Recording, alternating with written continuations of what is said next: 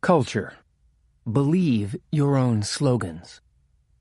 One Friday afternoon in May 2002, Larry Page was playing around on the Google site, typing in search terms and seeing what sort of results and ads he'd get back.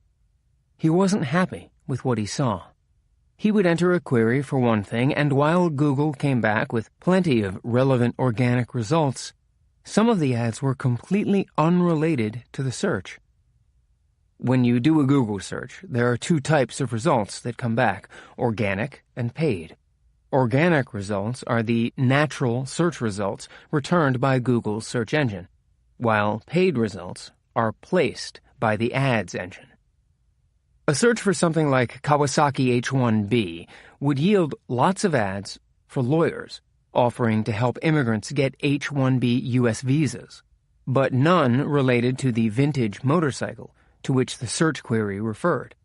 Or a search for French cave paintings delivered ads that said, "Buy French cave paintings at," with the name of an online retailer that obviously did not stock French cave paintings, or even facsimiles of them. Larry was horrified that the AdWords engine, which figured out which ads worked best with which queries, was occasionally subjecting our users to such useless messages. At that point, Eric still thought Google was a fairly normal startup. But what happened over the next 72 hours completely shifted that perception. In a normal company, the CEO, seeing a bad product, would call the person in charge of the product. There would be a meeting or two or three to discuss the problem, review potential solutions, and decide on a course of action. A plan would come together to implement the solution. Then, after a fair amount of quality assurance testing, the solution would launch. In a normal company, this would take several weeks. This isn't what Larry did. Instead, he printed out the pages containing the results he didn't like, highlighted the offending ads, posted them on a bulletin board on the wall of the kitchen by the pool table, and wrote, "These ads suck," in big letters across the top. Then he went home. He didn't call or email anyone. He didn't schedule an emergency meeting. He didn't mention the issue to either of us. At 5:05 a.m. the following Monday, one of our search engineers, Jeff Dean, sent out an email. He and a few colleagues, including George Herrick, Ben Gomez, Noam Shazir, and Oljan Serginoglu, had seen Larry's note on the wall and agreed with Larry's assessment of the ad's relative suckiness. But the email didn't just concur with the founder and add some facile bromide about looking into the problem.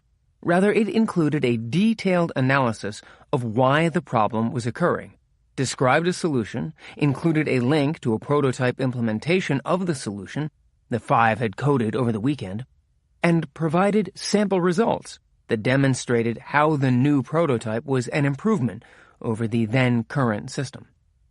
While the details of the solution were geeky and complex, our favorite phrase from the note, query snippet term vector. The gist of it was that we would compute an ad relevant score that would assess the quality of the ad relevant to the query, and then determine whether and where the ad would be placed on the page based on that score. This core insight, that ads should be placed based on their relevancy, not just how much the advertiser was willing to pay and the number of clicks they received, became the foundation upon which Google's AdWords engine and a multi-billion-dollar business was built. And the kicker? Jeff and team weren't even on the ads team. They had just been in the office that Friday afternoon, seen Larry's note, and understood that when your mission is to organize the world's information and make it universally accessible and useful, then having ads, which are information, that suck, which isn't useful, is a problem. So they decided to fix it over the weekend. The reason a bunch of employees who had no direct responsibility for ads or culpability when they were lousy, spent their weekends transforming someone else's problem into a profitable solution speaks to the power of culture. Jeff and gang had a clear understanding of their company's priorities and knew they had the freedom to try to solve any big problem that stood in the way of success. If they had failed, no one would have chastised them in any way. And when they succeeded, no one, even on the ads team, was jealous of their progress. But it wasn't Google's culture that turned those 5 engineers into problem-solving ninjas who changed the course of the company over the weekend. Rather, it was the culture that attracted the ninjas to the company in the first place. Many people, when considering a job, are primarily concerned with their role and responsibilities, the company's track record, the industry, and compensation. Further down on that list, probably somewhere between length of commute and quality of coffee in the kitchen, comes culture. Smart creatives, though, place culture at the top of the list. To be effective, they need to care about the place they work. This is why, when starting a new company or initiative, culture is the most important thing to consider. Most companies' culture just happens. No one plans it. That can work, but it means leaving a critical component of your success to chance. Elsewhere in this book, we preach the value of experimentation and the virtues of failure. But culture is perhaps the one important aspect of a company where failed experiments hurt. Once established, company culture is very difficult to change, because early on in a company's life, a self-selection tendency sets in. People who believe in the same things the company does will be drawn to work there, while people who don't won't. Organizational psychologist Benjamin Schneider lays out an attraction, selection, attrition model, ASA model, of how organizational cultures evolve from the traits and choices of individuals. Attraction refers to the tendency of job seekers to flock to organizations with which they sense a good fit. Selection means that a company's current employees tend to hire people who are like them. Attrition, too, isn't random, as employees tend to leave organizations with which they are no longer compatible. As attraction, selection, and attrition processes play out over time, an organization becomes increasingly homogeneous in its culture.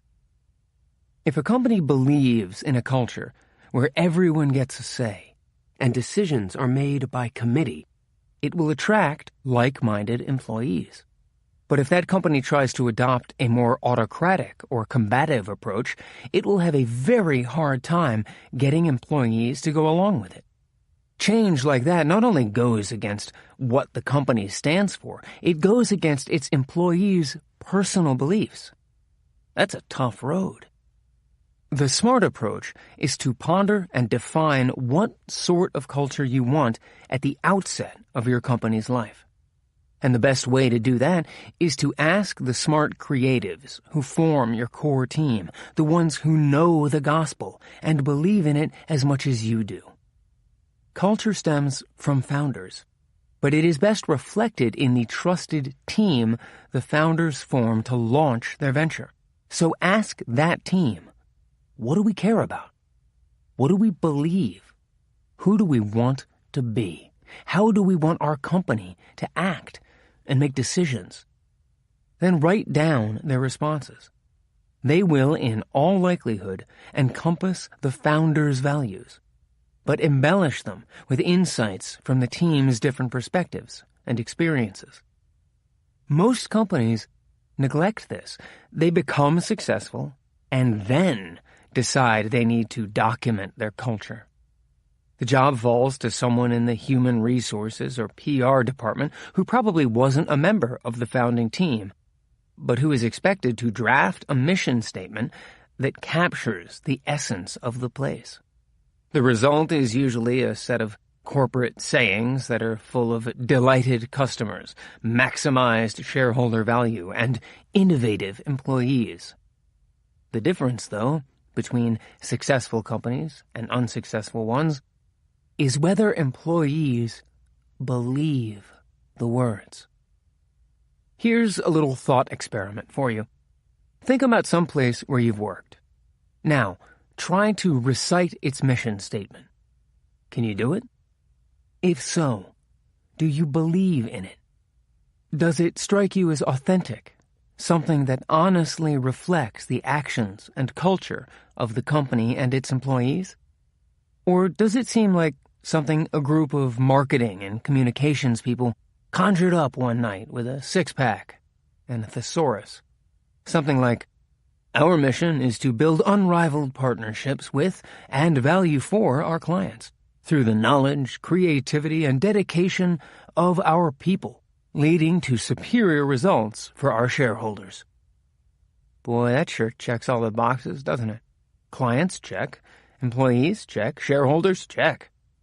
Lehman Brothers was the owner of that mission statement, at least until its bankruptcy in 2008. Surely, Lehman stood for something. But you couldn't tell from those words. In contrast to Lehman Brothers' leaders, David Packard, a founding member of our all-time Smart Creative Hall of Fame, took culture seriously. He noted in a 1960s speech to his managers that companies exist to do something worthwhile. They make a contribution to society. You can look around and still see people who are interested in money and nothing else. But the underlying drives come largely from a desire to do something else, to make a product, to give a service, generally to do something which is of value. People's BS detectors are finely tuned when it comes to corporate speak. They can tell when you don't mean it. So when you put your mission into writing, it had better be authentic. A good litmus test is to ask what would happen if you changed the statements that describe culture. Take respect, integrity, communication, and excellence, which was Enron's motto. If execs at Enron had decided to replace those concepts with something different, perhaps greed, lust for money, and greed, it might have drawn a few chuckles, but otherwise, there would have been no impact. On the other hand, one of Google's stated values has always been to focus on the user. If we change that, perhaps by putting the needs of advertisers or publishing partners first, our inboxes would be flooded, and outraged engineers would take over the weekly company-wide TGIF meeting, which is hosted by Larry and Sergey, and where employees are welcome to, and often do, voice their disagreement with company decisions. Employees always have a choice, so belie your values at your own risk. Think about your culture, either what you want it to be or what it already is. Imagine months or years from now an employee working late, unable to make up his mind about a tough decision. He walks to the kitchen for a cup of coffee and thinks back on the cultural values he heard expressed at company meetings, talked about with colleagues over lunch, saw demonstrated by that company veteran whom everyone respects. For this employee, for all employees, those values should clearly and plainly outline the things that matter most to the company, the things you care about. Otherwise, they are meaningless and won't be worth a damn when it comes to helping that smart creative make the right call. What values would you want that bleary-eyed employee to consider? Write them down in a simple, concise way. Then share them, not in posters and guides, but through constant, authentic communications. As former General Electric CEO Jack Welch said in Winning, "No vision is worth the paper it's printed on unless it is communicated constantly and reinforced with rewards.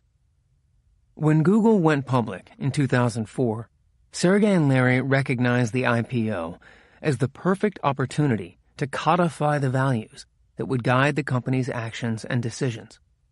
And not just the most important actions and decisions, and not just management's actions and decisions, but everyone's actions and decisions, big and small, every day. These values had guided how the company had run since its founding 6 years earlier, and were deeply grounded in the founders' personal experiences.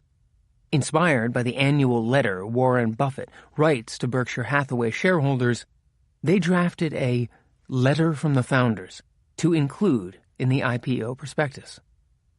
The Securities and Exchange Commission initially ruled that the letter did not contain information that would be relevant to investors, and so didn't belong in the company's investment prospectus. We argued, and eventually won the right to include it. Still, some of the statements in the letter gave the lawyers and bankers heartburn, and at one point, Jonathan found himself in a conference room facing a battalion of them picking at this point or that. He steadfastly defended the text of the letter, using two main arguments. One, Larry and Sergey had written the letter themselves, with input only from a small group of Googlers, and wouldn't change a thing. It's easy to hold the line in a negotiation when you are, in fact, completely unable to get your side to budge. And two, everything the letter said was heartfelt and true. When it was published in April 2004, the letter generated a lot of curiosity and some criticism. What most people didn't understand, though, was exactly why the company's founders had spent so much time getting the letter exactly right, and why Jonathan dug his heels in every time one of the bankers or lawyers tried to change something. The letter was not primarily about Dutch auctions, voting rights, or showing off a blatant disregard for everything Wall Street. In fact, if we, Wall Street, have offended, think but this, and all is mended. With apologies to that notable smart creative, Puck. The founders didn't care about maximizing the short-term value and marketability of their stock, because they knew that recording the company's unique values for future employees and partners would be far more instrumental to long-term success. As we write this today, the arcane details of that IPO a decade ago are a matter of history. But phrases like long-term focus, serving end users, don't be evil, and making the world a better place still describe how the company is run. There are other aspects of Google culture, about things like crowded offices, hippos, knaves, and Israeli tank commanders, that didn't make the letter. But these, as we shall see, would become integral to creating and sustaining a culture where a simple statement like, "These ads suck," is all that's needed to make things happen. Keep them crowded. A new visitor to the Googleplex will immediately notice the dazzling array of amenities available to employees.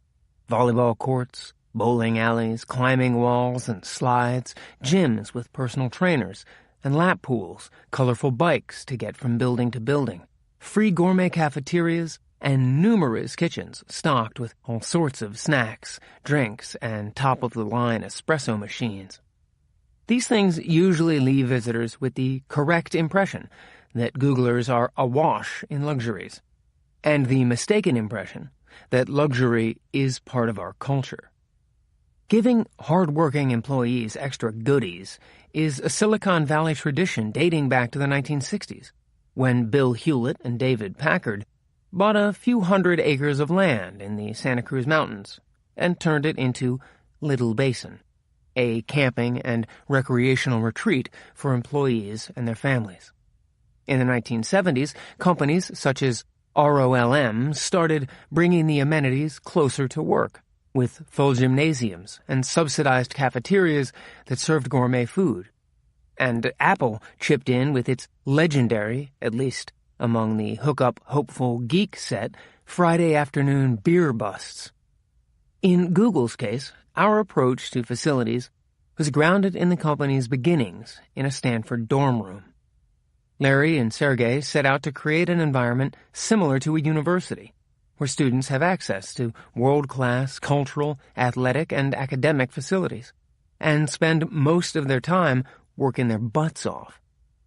What most outsiders fail to see when they visit Google is the offices where employees spend the bulk of their time. Follow your typical Googler, and probably LinkedIn, Yahoo, Twitter, or Facebook employee, although the last time we tried, we got stopped by security, from the volleyball court, cafe, or kitchen back to their workspace. And what will you find? A series of cubicles that are crowded, messy, and a petri dish for creativity. Are you in your office right now? Are your coworkers nearby? Spin around and wave your arms.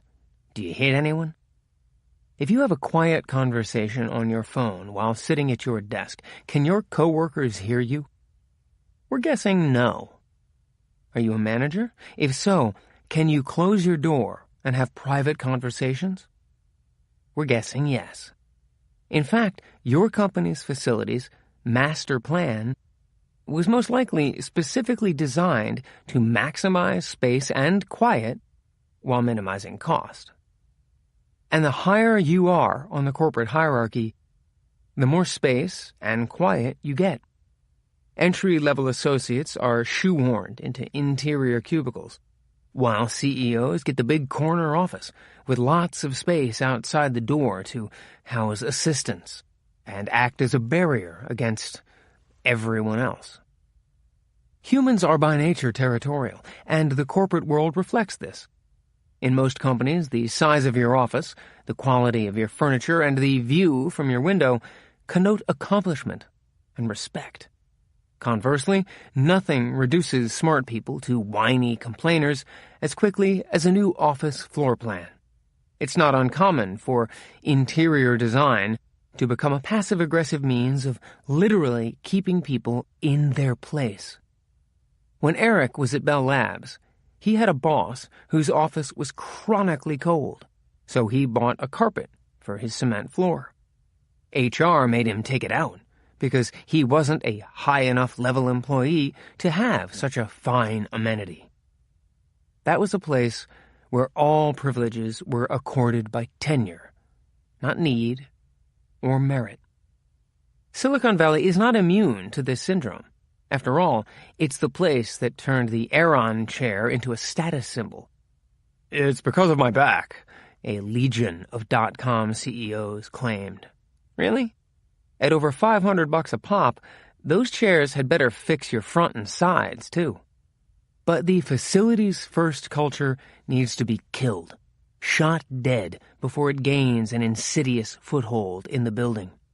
Offices should be designed to maximize energy and interactions, not for isolation and status. Smart creatives thrive on interacting with each other. The mixture you get when you cram them together is combustible. So a top priority must be to keep them crowded. When you can reach out and tap someone on the shoulder, there is nothing to get in the way of communications and the flow of ideas. The traditional office layout, with individual cubicles and offices, is designed so that the steady state is quiet. Most interactions between groups of people are either planned, a meeting in a conference room, or serendipitous, the hallway/water cooler/walking through the parking lot meeting. This is exactly backward. The steady state should be highly interactive, with boisterous, crowded offices brimming with hectic energy. Employees should always have the option to retire to a quiet place when they've had it with all the group stimulation, which is why our offices include plenty of retreats, nooks in the cafes and micro-kitchens, small conference rooms, outdoor terraces and spaces, and even nap pods. But when they go back to their desk, they should be surrounded by their teammates. When Jonathan worked at Excite at Home, the company's facilities team leased a second building to house customer support. But when the time came to move everyone to the new space, the management team overruled facilities and kept the support staff crowded in its original offices for a few more months. The new building was used to host lunchtime soccer games, making the new corner offices corner kick offices. The soccer games brought people together, whereas putting people in that uncrowded space would have pulled them apart. Keeping people crowded also has the collateral benefit of killing facilities envy. When no one has a private office, no one complains about it. Work, eat, and live together. And who should be in those jam-packed cubicles? We think it's particularly important for teams to be functionally integrated. In too many places, employees are segregated by what they do. So product managers might sit here, but the engineers are kept in that building across the street. This can work for traditional product managers who are usually good with PERT and Gantt charts, hideously complex and highly useful tools of the project management trade, and at making themselves seem critical to the execution of the official plan that management bought into after seeing a fancy PowerPoint that projected financial returns above the company's cost of capital hurdle rate. They are there to deliver against the defined plan, navigate any obstacles, think outside the box, which has to be the most inside-the-box phrase ever uttered, and obsequiously pander to late requests from the CEO and figure out how to push their team to get them done. This means that it's okay, and sometimes better, for product managers to sit in a different location from engineers, as long as they can depend on regular work process updates and detailed status reports to keep their finger on the pulse of their product. Not that we have any strong opinions on the matter, but let's just say this is a 20th century product manager's job, not a 21st century one. In the Internet century, a product manager's job is to work together with the people who design, engineer, and develop things to make great products. Some of this entails the traditional administrative work around owning the product lifecycle, defining the product roadmap, representing the voice of the consumer, and communicating all that to the team and management. Mostly, though, smart creative product managers need to find the technical insights that make products better. These derive from knowing how people use the products and how those patterns will change as technology progresses, from understanding and analyzing data, and from looking at technology trends and anticipating how they will affect their industry. To do this well, product managers need to work, eat, and live with their engineers, or chemists, biologists, designers, or whichever other types of smart creatives the company employs to design and develop its products. Your parents were wrong. Messiness is a virtue. When offices get crowded, they tend to get messy, too. Let them. When Eric first arrived at Google in 2001, he asked the head of facilities, George Salah, to clean up the place. George did, and was rewarded with a note the next day from Larry Page saying, "Where did all my stuff go?" That random collection of stuff was an icon of a busy, stimulated workforce. When she was at Google, Facebook COO Sheryl Sandberg gave people in her sales and support team $50 apiece to decorate their space, while Jonathan ran a worldwide Googly Art Wall contest that had teams decorating office walls with Google logos fashioned from Rubik's Cubes, photo mosaics, and paint shot from paintball guns. The Chicago office decorating Al Capone style. The late Carnegie Mellon professor Randy Pausch, in his notable Last Lecture, showed off photos of his childhood bedroom with walls covered with his handwritten formulas. He told parents in the room, "If your kids want to paint their bedrooms, as a favor to me, let them do it." Messiness is not an objective in itself. If it was, we know some teens who would be great hires. But since it is a frequent byproduct of self-expression and innovation, it's usually a good sign. And squashing it, which we've seen in so many companies, can have a surprisingly powerful negative effect. It's okay to let your office be one hot mess. But while offices can be crowded and messy, they need to provide employees with everything they need to get the job done. In our case, Google is a computer science company, so the thing that our smart creatives need most is computing power. That's why we give our engineers access to the world's most powerful data centers and Google's entire software platform. This is another way to kill facilities envy among smart creatives. Be very generous with the resources they need to do their work. Be stingy with the stuff that doesn't matter, like fancy furniture and big offices. But invest in the stuff that does. There is a method to this madness, and it's not profligacy. We invest in our offices because we expect people to work there, not from home. Working from home during normal working hours, which to many represents the height of enlightened culture, is a problem that, as Jonathan frequently says, can spread throughout a company and suck the life out of its workplace. Mervyn Kelly, the late chairman of the board of Bell Labs, designed his company's buildings to promote interactions between employees. It was practically impossible for an engineer or scientist to walk down the long halls without running into a colleague or being pulled into an office. This sort of serendipitous encounter will never happen when you are working at home. Google's AdSense product, which developed into a multi-billion-dollar business, was invented one day by a group of engineers from different teams who were playing pool in the office. Your partner or roommate is probably great, but the odds of the two of you coming up with a billion-dollar business during a coffee break at home are pretty small, even if you do have a pool table. Make your offices crowded and load them with amenities. Then, expect people to use them. Don't listen to the hippos. Hippopotamuses are among the deadliest animals, faster than you think, and capable of crushing or biting in half any enemy in their path. Hippos are dangerous in companies, too, where they take the form of the highest-paid person's opinion.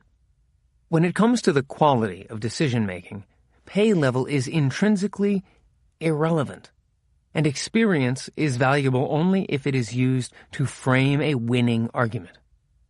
Unfortunately, in most companies, experience is the winning argument.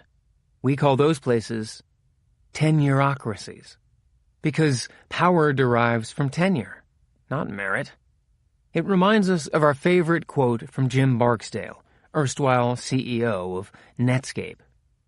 If we have data, let's look at data. If all we have are opinions, let's go with mine.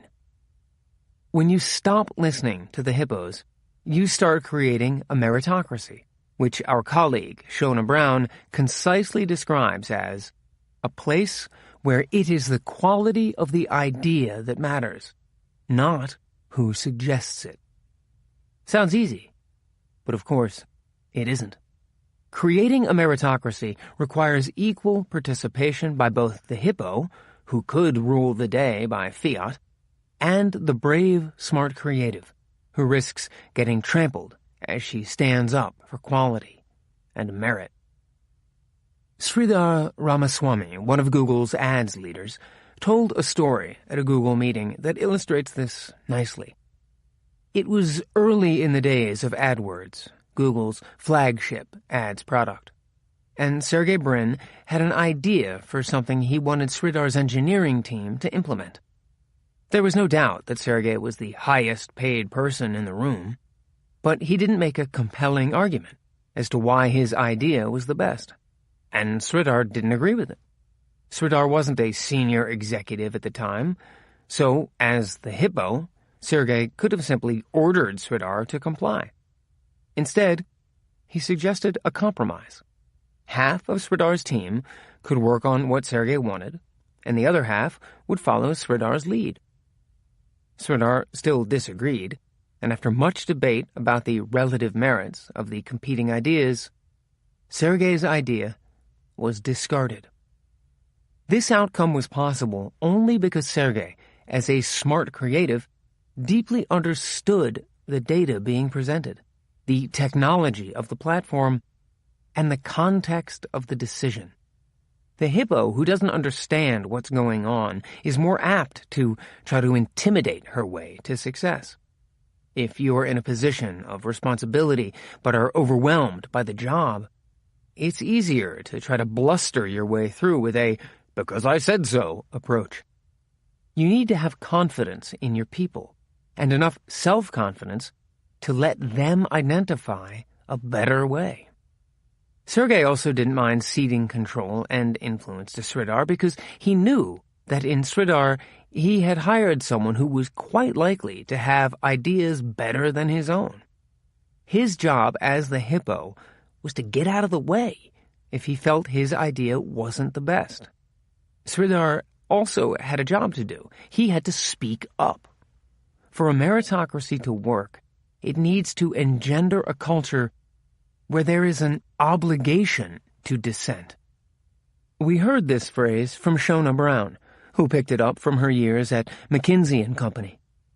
McKinsey's website says it quite well. All McKinsey consultants are obligated to dissent if they believe something is incorrect or not in the best interests of the client. Everyone's opinion counts. While you might be hesitant to disagree with the team's most senior member or the client, you're expected to share your point of view. If someone thinks there is something wrong with an idea, they must raise that concern. If they don't, and if the subpar idea wins the day, then they are culpable. In our experience, most smart creatives have strong opinions and are itching to spout off. For them, the cultural obligation to dissent gives them freedom to do just that. Others, though, may feel more uncomfortable raising dissenting views, particularly in a public forum. That's why dissent must be an obligation, not an option.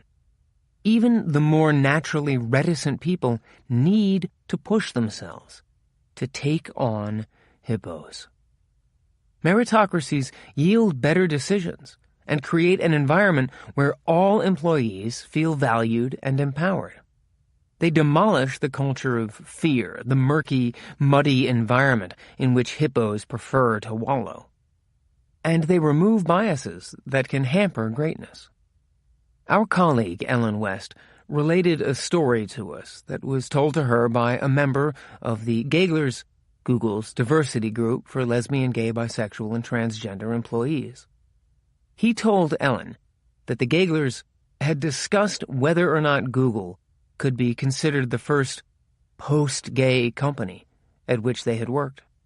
The consensus was that it was close, since at Google, it doesn't matter who you are, just what you do. Bingo. The Rule of 7. Reorganization is one of the most despised phrases in the corporate lexicon, perhaps matched only by outsourcing and 80-slide presentation. An executive decides that the way the company is structured is the source of its problems. And if the company was organized differently, everything would be puppies and sunshine. So the company lurches from centralized organization to decentralized, or from functional to divisional. Some execs win and others lose. Meanwhile, most employees remain in limbo, wondering if they still have jobs, and if so, who their new boss will be, and whether they'll get to keep their nice cube next to the window. Then a year or two later, some other executive, or quite possibly the same one, realizes that the company still has problems and orders another reorganization. Such is the glorious for loop of corporate life. Organizational design is hard. What works when you're small and in one location does not work when you get bigger and have people all over the world. This is why there are so many reorgs. If there is no perfect answer, companies lurch between the less than optimal alternatives. To help avoid this dance, the best approach is to put aside preconceived notions about how the company should be organized and adhere to a few important principles. First, keep it flat. In most companies, there is a basic underlying tension. People claim that they want a flat organization so they can be closer to the top, but in fact, they usually long for hierarchy. Smart creatives are different. They prefer a flat organization, less because they want to be closer to the top, and more because they want to get things done and need direct access to decision makers. Larry and Sergey once tried to accommodate this need by abolishing managers altogether. They called it a disorg. At one point, the head of engineering, Wayne Rosing, had 130 direct reports. But smart creatives aren't that different. Like any other employee, they still need a formal organization structure. The no manager experiment ended, and Wayne got to see his family again. The solution we finally hit upon was slightly less draconian, but just as simple. We call it the Rule of 7. We've worked at other companies with a rule of 7, but in all of those cases, the rule meant that managers were allowed a maximum of 7 direct reports. The Google version suggests that managers have a minimum of 7 direct reports. Jonathan usually had 15 to 20 when he ran the Google product team. We still have formal organization charts, but the rule, which is really more of a guideline, since there are exceptions, forces flatter charts with less managerial oversight and more employee freedom. With that many direct reports, most managers have a lot more than 7, there simply isn't time to micromanage. Every tub not on its own bottom. When Eric was at Sun and the company was growing quickly, the business was getting complex enough that the powers that be decided to reorganize into business units. The new units were called planets because they revolved around Sun's core business of selling computer servers, and each of them had its own profit and loss structure. People within Sun often explained the separate P&L structure by saying, every tub has its own bottom. Probably because planets don't have bottoms, tubs don't rotate around the sun, or just saying, it's how most big companies do it, wasn't sufficient. The problem with this approach was that almost all of the company's revenue came from the hardware business, the sun, not the planets. So it required a team of accountants to look at that revenue and allocate it among the planets. The structure of how this was all supposed to run was itself a secret, so much so that leaders of the business units were not allowed to have their own copy of the document that codified it. It was read aloud to them. We believe in staying functionally organized, with separate departments, such as engineering, products, finance, and sales, reporting directly to the CEO, as long as possible, because organizing around business divisions or product lines can lead to the formation of silos, which usually stifle the free flow of information and people. Having separate P&Ls seems like a good way to measure performance. but it can have the unfortunate side effect of skewing behavior. The leaders of a business unit are motivated to prioritize their unit's P&L over the company's.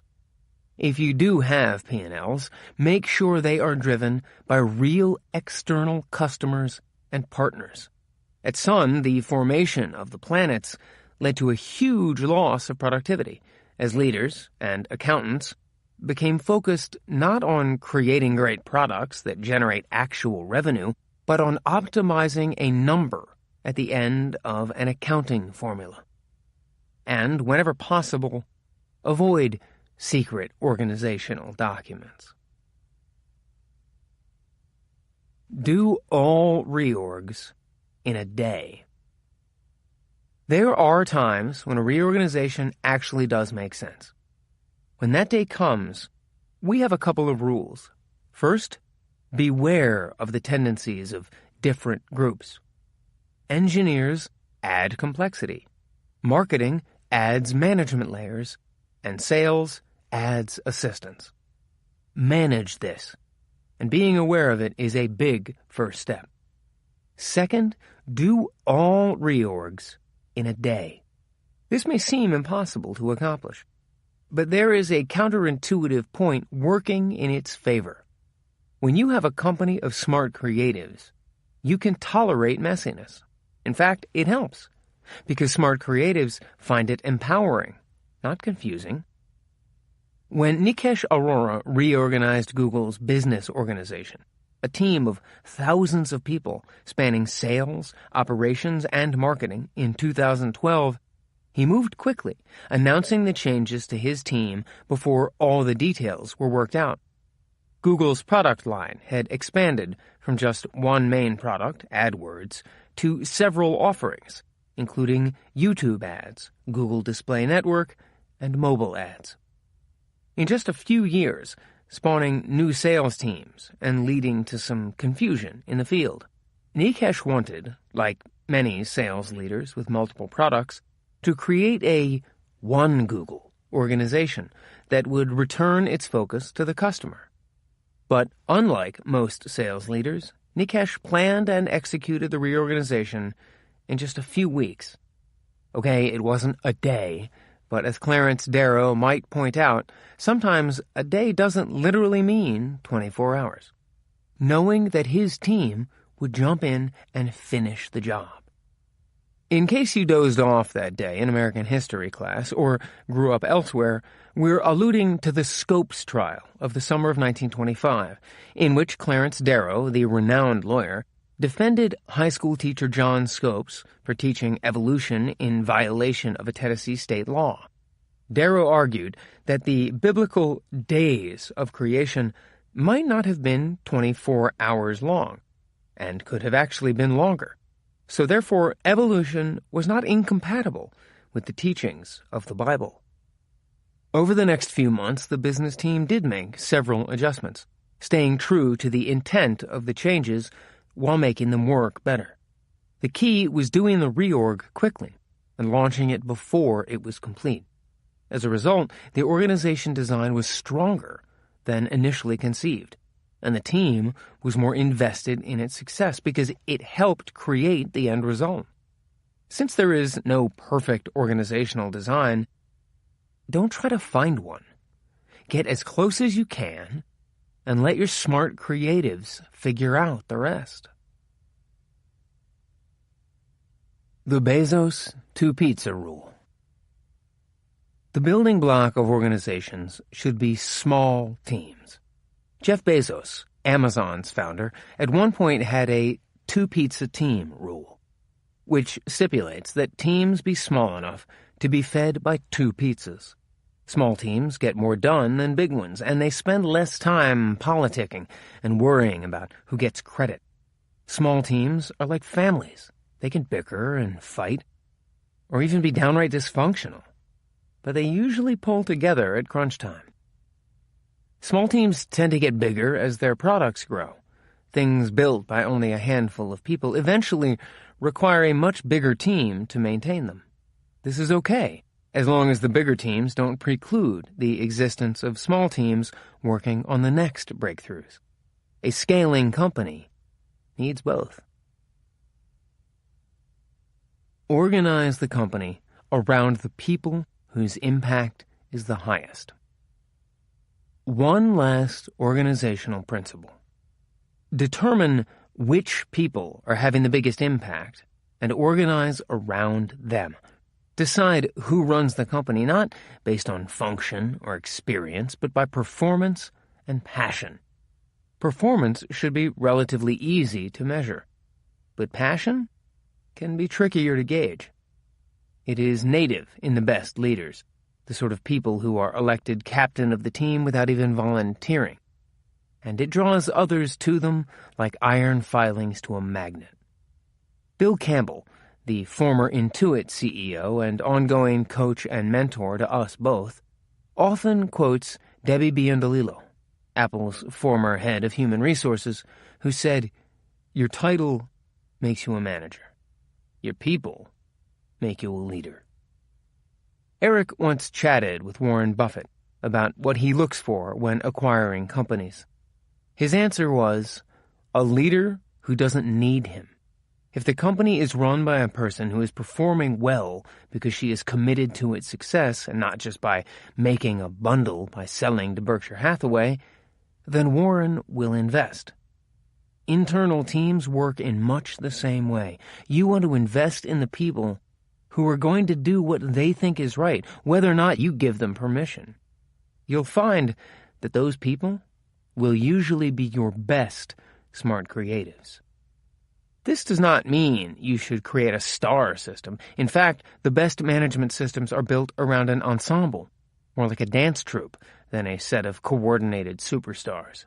This approach creates long-term consistency, with a deep bench of high-performance talent ready to lead when the opportunity appears. At the most senior level, the people with the greatest impact, the ones who are running the company, should be product people.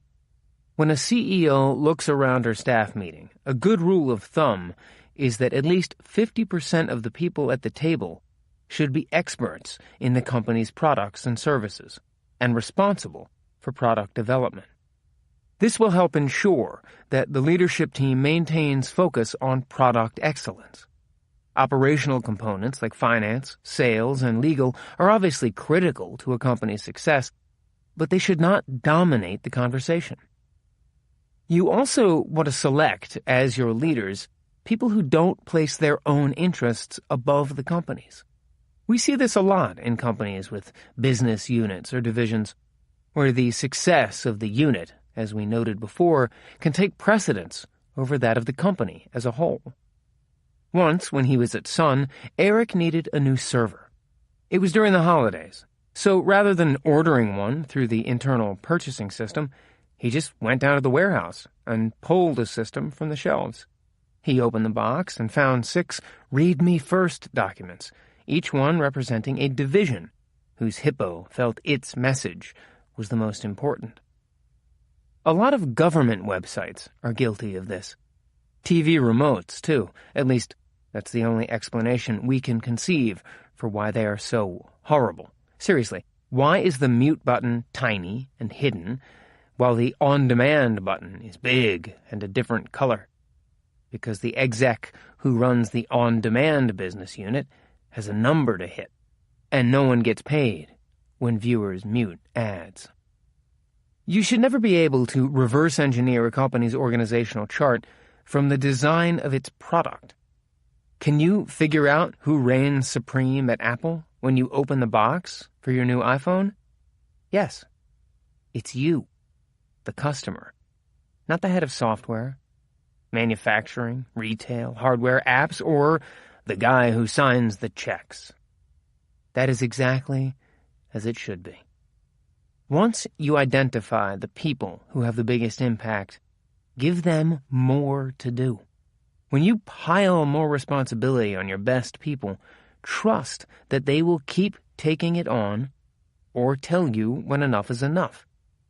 As the old saying goes, if you want something done, give it to a busy person.